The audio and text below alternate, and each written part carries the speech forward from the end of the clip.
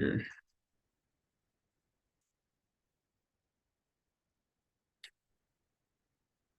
All right. Hopefully you all can see my presentation here. Like I said, my name is Clayton Witt, and I'll be speaking on the main event, evaluating the latest trends in event parking. I've been with Park-Hub for now 5 years. Kind of got into parking by accident, like I'm sure many other people in the room. I senior year of college, read about a company that worked with a lot of sports teams and universities. Missed the part about how they were a parking technology company. So of course, was a little surprised, but obviously things have worked out so far. Just a little bit about us as a company. So we were founded in 2010. We have around 160 employees, over 500 clients that operate over 1,500 locations. We've primarily been known for over that decade or so for our event parking technology. And I'll speak a little bit about that, not too much into the tech side of things, more about the trends. But at the top, Prime and Suite have been our main event parking management tools. This is, we're lucky enough to say we've kind of created the gold standard of event parking technology. And this is used by, the country's top venues and event operations. It's based around two pieces, like I said, a mobile point of sale device that can handle any form of payment in low infrastructure environments. And it integrates with all the top ticketing, reservations, and kind of secondary payment methods. And then we have a business intelligence tool that's kind of, fueling our customers' reporting and analytics needs anytime they are in an event operation scenario. We do plenty more outside of events. Below those two main tools are some of our other products. Some of you might have heard of Smarking BI. This was an acquisition we had just probably under 2 years ago. That tool takes raw data from our clients, parking vendors, whether that's parks, meters, mobile apps, EV chargers, you kind of name it. And it brings it all together under one umbrella for reporting and analytics purposes and really supercharges it and kind of takes it to the next level. AYM is a sub product under Smarking. It's a set of kind of proprietary algorithms that enable dynamic pricing. It automatically optimizes prepaid rates similar to kind of the hotel or airline industry. And then CurbTrack was another acquisition about 2.5 years ago. If I wasn't speaking on event parking, I probably would have picked this as a topic. As you guys have probably seen, there's a big trend at the moment of taking multiple parking payment apps, especially for municipal on-street. So CurbTrack makes this process very seamless. It integrates with all the top mobile parking apps from an enforcement standpoint, and truly, enables that open market approach that we're all hearing about. And then JustPark, I'll be brief on this. This was actually an acquisition we announced last week. They're one of the top on-demand and parking reservation apps over in the UK. This is really the first arm of Park-Hub that's truly consumer facing, and their platform really complements everything we've done so far. So we're very excited about that. But kind of who uses our system, these 500 clients that I mentioned, just to give some, insight into who we're working with and why we think we can speak to kind of these trends in the event parking world. Park-Hub has a wide array of different customer types, operation types that we're working with across all these products.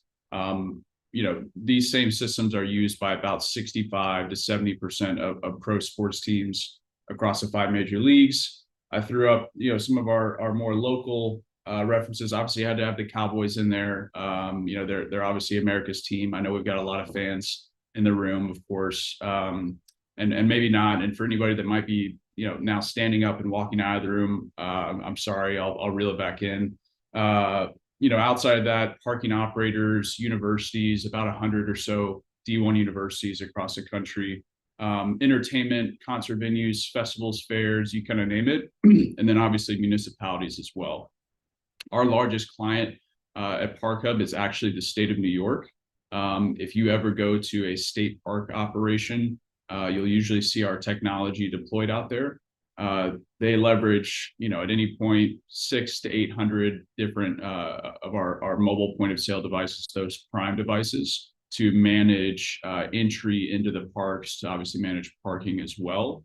So that's actually our largest client. So we have a lot of ties to New York, obviously, as well. All right. So I thought to myself, when putting this presentation together, when's the next time I'm going to, have the attention of New York's best parking minds? So I figured we could start, maybe a little bit more interactive. I know I'm not there in person, but to hopefully get everybody involved, I thought I could start with a little bit of trivia. And to actually do that, I'd like to invite everybody to join me here with your own smartphone. So if you'd like, you can scan this QR code. I'll give everybody a couple minutes here, and then you can enter in this code. It's going to prompt you to add a name. Feel free to put a fake name if you like, or a real name. Just a heads up that we will be doing a little bit of an award to the top winner of this little trivia challenge. So you'll get some of the finest Park Hub swag in the world, I promise. We'll send that right to you. So I'll give everybody a minute here to join this little trivia thing, and then we'll get started in just a minute.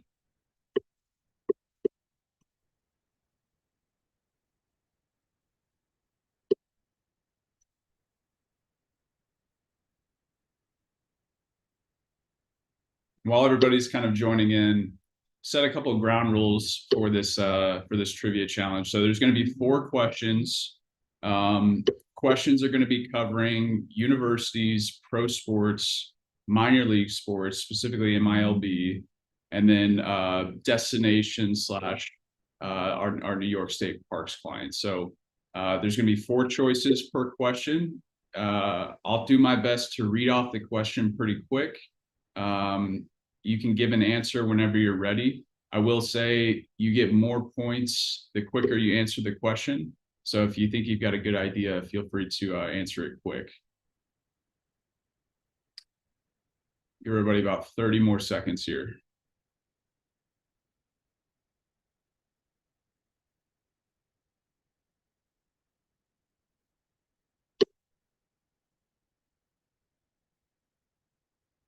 All right. Got about 25 folks in the room. Good luck to everybody. And like I said, I'll read off the questions as quick as I can. If you know the answer, feel free to give it a shot. So you'll answer on your phone, and then we'll present the answers on the screen with maybe a little explanation as well. All right. Question number 1.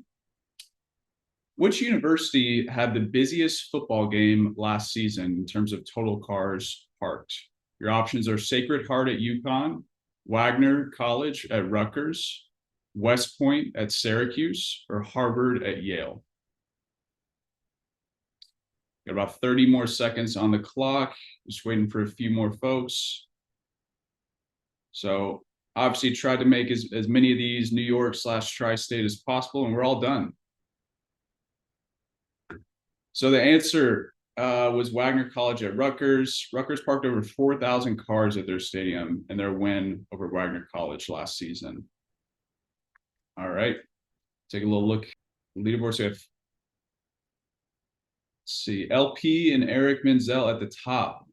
Good job, Eric and LP. All right, ready for the next question. Okay, so this one should be pro sports. Which pro sports game had the most prepaid or season passes scanned? You have the Chiefs at Bills game. That was a playoff game. Eagles at Giants, big rivalry. You have the Bills at Jets. This was their home opener with Aaron Rodgers starting. And then you have the Devils at Islanders game that was just the other night. So again, we're looking for the most prepaid or season parking passes that were scanned in for the game. A couple more people. About 5 seconds left. All right, we're all good. Answer was Bills at Jets on September 11th. So obviously they had a little tough start to the season, the loss of Aaron Rodgers, but they saw over 15,000 prepaid passes scanned. And just to kind of give the scale of this, that was 5,000 more passes than the next highest event that was listed as an option, which was the Eagles at Giants game about midseason. All right, so we're going to take a little trip to minor league. Let's check this through. LP doing very, very well. Good job, LP. You've got a few more people in the mix here. You're not too far behind. All right. This next question, we're going to go into to minor league sports. So this one's a little bit more of a wild card. The question is going to be, which minor league team had the busiest peak month total number of cars parked? Was it the Jersey Shore Blue Claws, excuse me, Hartford Athletic, Hudson Valley Renegades, or the Somerset Patriots? And obviously, you could probably see on your questions, I'm not sure what's going on with these mascots. It seems like they're all ready for create their own like kids TV show. But maybe just go with the one if you're not sure, whichever one looks the coolest.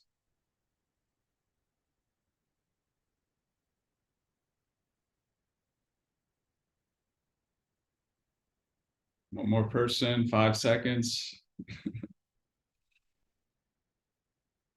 All right, time's up. Sorry. All right, the answer was the Jersey Shore Blue Claws, and it was their peak month of August. So on their way to their best overall record in their South Atlantic League, they parked over 10,000 cars during their peak month of August. Final question here. This one is going to be related to New York State parks. LP still in the lead. Nick, this is your chance. Kind of come for LP here. We got to knock him out. Next question is going to be about New York State parks. So I'll give you that little hint. Question is going to be, what was the busiest state park in New York that had the most transient cars parked? So obviously they have more of their season pass type model. What was the most visited, just kind of as a daily or one-off trip? Was it Jones Beach? I believe the other option is Sunken Meadow, Saratoga Spa, in Upstate, or Bear Mountain in the Hudson Highlands. This one's a little tricky.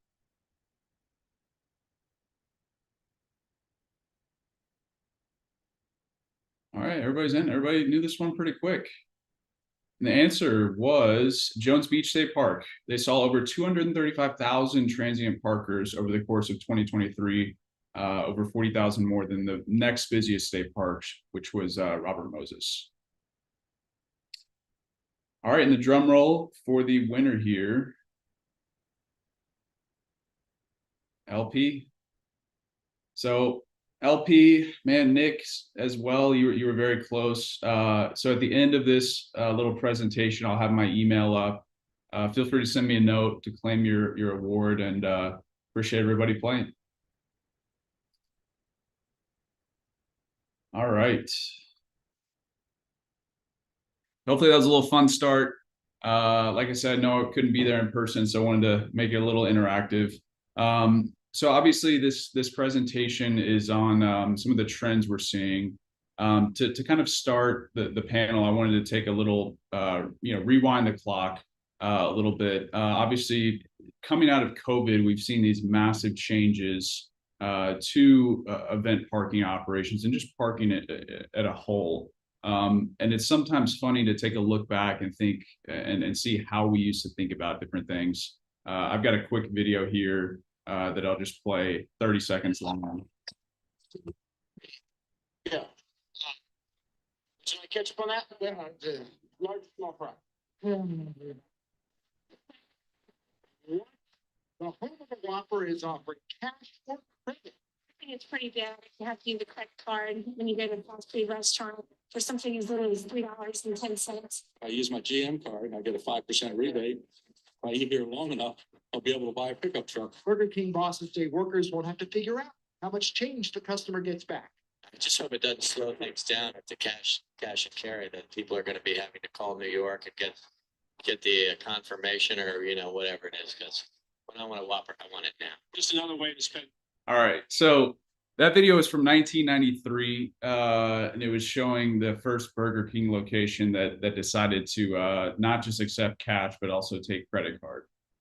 Like I said, when I joined Park Hub about 5 years ago, to be totally honest with everybody, I don't think the event parking world was too far behind that mindset. There was still a lot of cash only operations, you know, at least very cash heavy, or in some cases cash only, right? So the concept of opening up to multiple payment options, to getting towards prepaid passes, all these things that are totally norms in our world today. When we go visit an event, we go see a concert, we go see our favorite sports team. A lot of this, even just 5-10 years ago, was kind of taboo to a lot of different operations. Obviously, with that, we had a lot of subpar processes in place, many manual tasks to kind of run an event parking operation, just because of the lack of anything being digitized, right? We've heard plenty of stories of spending hours upon hours counting up all that cash, having no idea how full each lot is, right? So really, this was kind of the ethos of Park Hub, and why we started to put these solutions together to help our clients. Our main kind of idea was to help improve the customer experience, right? There's plenty of operations, plenty as well in the area that had an inferior customer experience, very, very long wait times, which obviously impacted your fan or guest experience during any type of event operation. So as time went on, we've seen operations begin to explore expanded payment options, right? Obviously, the low-hanging fruit being offering not just cash, but card, like you saw Burger King did. And then the other concept of scanning passes and just prepaid passes in general. While parking passes have been around for season ticket holders, for donors, for the occasional event or single event prepaid option, they've been around for a little while. The concept of actually scanning and validating those parking passes, rewinding the clock again, was pretty new for a lot of venues, mostly due to the lack of infrastructure in place, right? Even these billion-dollar NFL teams that we work with, very rarely do they have Wi-Fi or power or any type of infrastructure out in their parking lots. So we started to see the technology evolving, but it was at a very slow pace. One more quick tangent that I'll use on my Dallas Cowboys. I remember, when we first launched them, the fraudulent passes and the scalper situation was so rampant that, at the beginning of the season, all of the prepaid parking passes would get bought out online. And then people would obviously print duplicates and make fraudulents and resell them, either through Craigslist or, just scalping right next to the stadium, et cetera, et cetera. So when we first went out there, we saw that, as people were getting to the stadium, they'd pull up into their lot. They'd be greeted by a parking attendant. And then to the right-hand side of the parking attendant would be 1, 2, 3, 4, sometimes even 5 different parking pass scalpers. And the cashier would say, "Do you have a pass?" You'd say, "No, I don't." And he'd say, "Go talk to these guys." You talk to these guys, you negotiate it down to 80, 90 bucks, whatever it was. And then from there, once you paid them your cash, right, to buy your parking pass that was already prepaid, the scalpers would then start trying different parking passes. And the attendant would scan and scan and scan until one finally got the green light. And they'd say, "Okay, that one worked. All right, you're good to go." Right. So very, very backwards kind of process. Obviously, things have changed today, but that's just kind of just to paint the picture on what we've seen and where we're coming from. Right. This is what we saw in 2019. This is kind of what we saw as like the crux starting to make the change. This was right before COVID, obviously. And this is for arena-based venues that we were helping out with. So you can see prepaid still is not over 50%, but it's about 49%. And then cash is still just barely outweighing credit card transactions for your drive up, your kind of on-site transactions. Then, like I mentioned, obviously COVID hit, and this was, like I said, a big catalyst for change in the industry across, the parking industry as a whole, but especially the event industry. Obviously, the world shut down. There was no events with attendance. They were doing, those. I'm sure everybody saw those weird like bubble events where they put you in this plastic bubble and let you kind of bounce around while you watch the show. We read every article under the sun about germs and distancing and how many forms of bacteria were on a US, dollar, right? All kinds of different things. And it really just left many people trying to figure out how to bring events back in a safe way. And obviously parking is a big part of that. And the first realization for many was cash is out, right? A lot of people were already trying to get towards that direction in their event parking operations, but this was again almost the excuse needed to fully rip off the Band-Aid. It's very, very common for us to work and speak with venues today that do not accept cash, whether that's inside the venue or outside the venue in their parking operations. The second realization is that, as QR codes were kind of gaining popularity again, many venues wanted to double down on prepaid parking. But getting away from those printed home or those shipped out parking passes and more towards mobile or digital prepaid passes. There's obviously a lot of benefits that you can buy it from a safer kind of provider. Yes, you can screenshot it, but scanning it is much easier. So there's a lot, you're not going to forget it at home, right? There's a lot of benefits they saw to going more towards a mobile prepaid parking pass. Obviously, we kind of have this new normal. Here's a little bit more on where we are today. Coming out of COVID, we monitored daily, not just event parking, but daily transient parking activity across 2,500 locations through the SmartKey BI platform that I mentioned. And you can kind of see in 2019 the sharp cutoff of just parking demand basically disappeared overnight, about 75% in April. And then you can see in Q1 of 2023 was really the first recovery point. This is relative change to 2019. So parking is, for the most part recovered, but it looks completely different. To talk about trends in the event parking space, we kind of have to talk about trends in consumer and parker behavior. Won't go through these one by one just for sake of time, but this is really kind of the what we mostly look at is how are people paying for things? What are they expecting to pay? How are they, working? Whether is that really 5 days a week, or is it kind of slimmed down a little bit? And just overall how they're behaving. One of those huge points, though, at least in the event parking world, was the smartphone becoming an everything tool, right? No longer did you need to have a wallet with cash or a printed prepaid parking pass. Your smartphone could act as your wallet. It could act as your kind of pass holding technology, all of the above, especially in the event world. And we really started to see that take shape across that same data we looked at. What you're seeing here is kind of comparing monthly contract parkers across those 2,500 locations to prepaid reservations. And you can see, again, kind of that percent change to 2019, that drop off due to COVID. But as things recovered back, we saw a much higher percentage of prepaid reservations when compared to monthly contract parkers. This is what we saw in 2023, I guess 2020 to 2023, the kind of shift in event parking specific operations. So again, in 2020, this was across all of our clients, not just the arena clients. In 2020, 57% of transactions being cash.